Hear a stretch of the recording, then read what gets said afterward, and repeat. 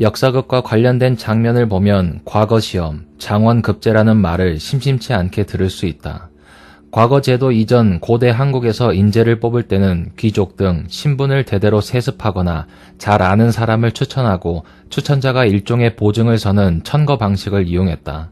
신라의 화랑제도 역시 보통 청소년 수련 단체 정도로만 알려져 있지만 한편으로는 화랑의 매력으로 인재를 모으고 화랑과 휘하에 모인 낭도의 공동생활로 결속력을 다지고 교육해 그 중에서 능력이 우수한 자를 천거에 뽑아 신라의 문무관직에 부임시키는 역할이기도 했다. 한국에서 처음으로 유교 지식에 대한 시험을 치러 관리를 등용한 제도는 신라의 독서 삼품과이다. 이때의 시험은 전적으로 시험 결과에 따라 관리를 등용하는 것이 아니라 관리 등용의 성적을 단지 참고하는 형식이었기에 본격적으로 과거 제도를 도입한 것은 아니었다.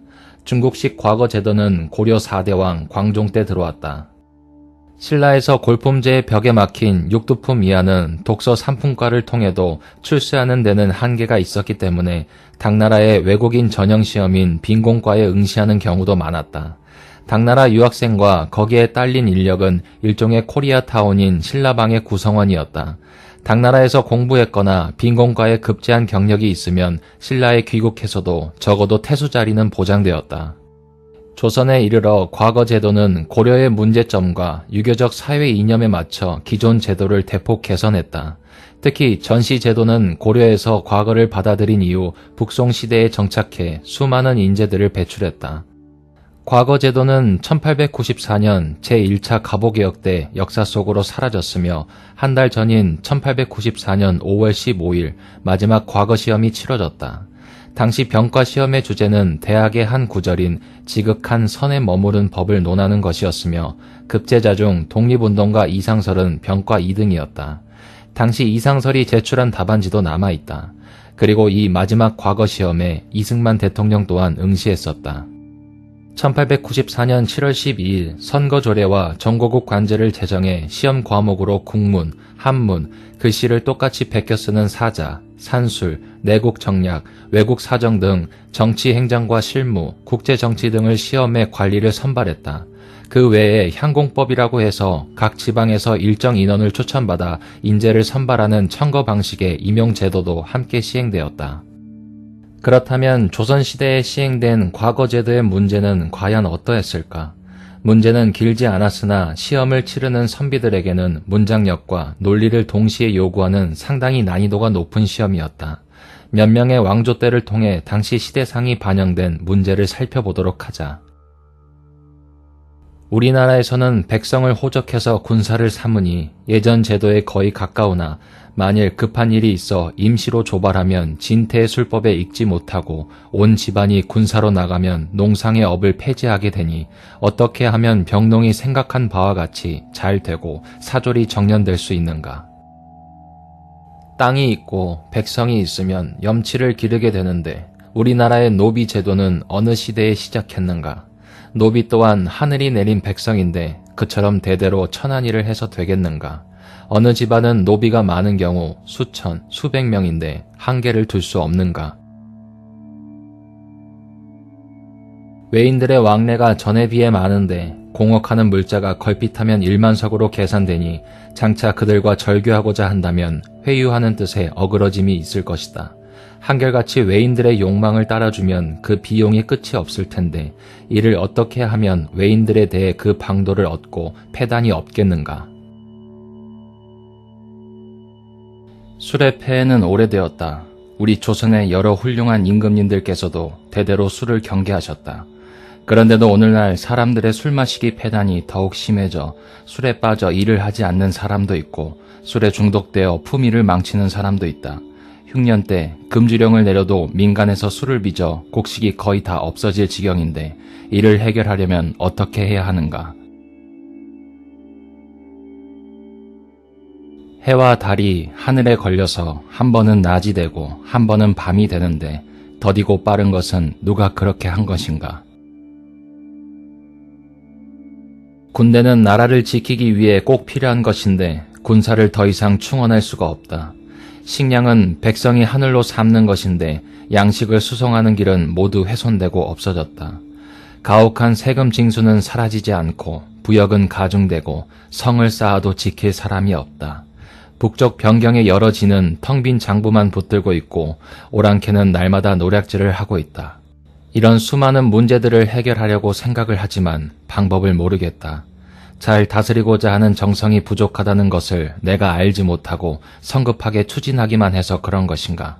아니면 행정체계는 갖춰졌지만 실효가 아직 드러나지 않아 그런 것인가? 아니면 나라가 이미 쇠퇴기에 접어들어 도저히 만회할 수 없기 때문인가? 폐단이 일어나는 원인에 대해 상세히 말해보라.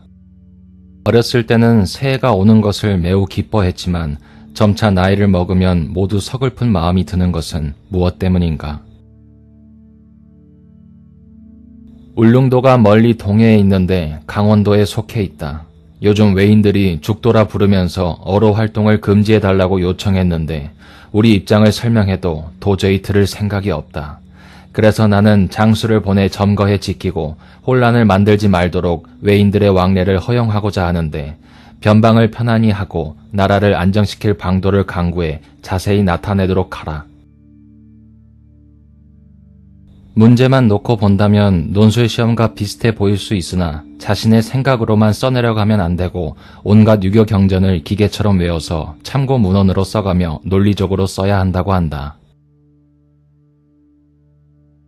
근대화된 시험평가 제도는 시험 점수라는 공정하고 균일한 기준에 따라 임용을 함으로써 국가를 운영하는 공무원 관료 집단을 특권층의 전유물이 아니라 시험에 합격한 모든 사회 구성원들을 국가가 급여를 주고 채용함으로써 의지와 능력만 있다면 귀족이든 평민이든 누구라도 정부 관료가 될 수 있었고 이는 전반적으로 행정력의 상승을 가져왔다.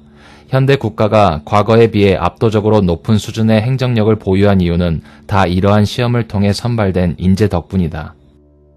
한편 단점은 사회적 유연성이 떨어진다는 것이다. 시험 보기 전에 학습을 하지만 이러한 학습은 대부분 높은 수준의 석사 이상의 전문 지식을 요하지 않는다. 또 시험을 보던 기간의 학습과 지식에 매몰되어 새로운 지식을 받아들이지 못하거나 거부하는 경우도 종종 있다. 이러한 문제를 해결하기 위해 시험 제도의 개선이 요구되고 있다. 예를 들어 PSAT의 도입이 대표적이다. 단순히 지식을 판단하는 것뿐만 아니라 논리를 판단하는 방향으로 변화하고 있다. 그렇다고 해도 PSAT 또한 시험이고 정해진 답을 찾아간다 하는 점은 변함이 없다. 게다가 세도 정치기처럼 나라에 공이 많고 벼슬 경력이 많은 벌열 가문에 유리하도록 시험을 만들어 버리듯 상류층에게 유리한 시험을 만들어 버린다면 그야말로 신분제의 고착화를 조장하게 된다. 내용 측면뿐 아니라 시험의 주기로도 기득권에게 유리하게 판을 짤 수가 있는데 비정기 시험을 늘리면 된다. 갑자기 시험을 보겠다고 하면 정보가 부족한 사람은 준비를 할 수가 없기 때문이다. 실제로 과거 시험은 정시 3년 간격이 너무 길었기 때문에 비정기 별시가 매우 많았고 이런 시험들은 서울과 멀리 떨어진 지방 유생들이 응시하기 매우 어려웠다. 굳이 이렇게 하지 않더라도 앞에서는 모든 사람이 치를 수 있는 공정한 시험을 주장하며 뒤에서는 시간과 돈을 들이면 누구나 공부를 할 수 있게 되고 당연히 경제적으로 유리한 사람이 시험을 잘 치르게 된다. 여기에다가 경제적으로 불리한 사람이 비판하면 누구나 잘 볼 수 있는 시험인데 왜 노력을 안 했냐라고 주장해서 신분 제도의 혈통보다도 더욱 강력하게 계급을 옹호할 수 있는 사상적 기반이 될 수 있다. 마이클 샌델의 공정하다는 착각이라는 저서에서처럼 이런 의혹이 꾸준히 제기되며 과거 제도의 시험과 비슷한 부류의 시험인 5급 공채의 경우 진짜로 돈이 없으면 고시 준비도 힘들다는 한탄이 있다. 굳이 공무원 시험이 아니더라도 돈이 많은 집안의 자식이 돈 걱정할 필요 없이 공부할 시간을 늘릴 수 있고 제대로 공부를 가르쳐주는 좋은 학원에서 공부하기 쉬우며 그런 공부가 대체로 좋은 직장과 연결된다면 계급이 고착화된다는 주장에 동의하는 사람들도 있다. 국민을 개돼지라고 칭했던 나양욱처럼 직업정신이 없는 사람이라도 암기력만 좋으면 시험에 붙는 경우가 많아 공무원 채용 등에서 면접 같은 과정으로 직업정신을 가진 사람을 더 중점적으로 뽑아야 한다는 주장도 나온다.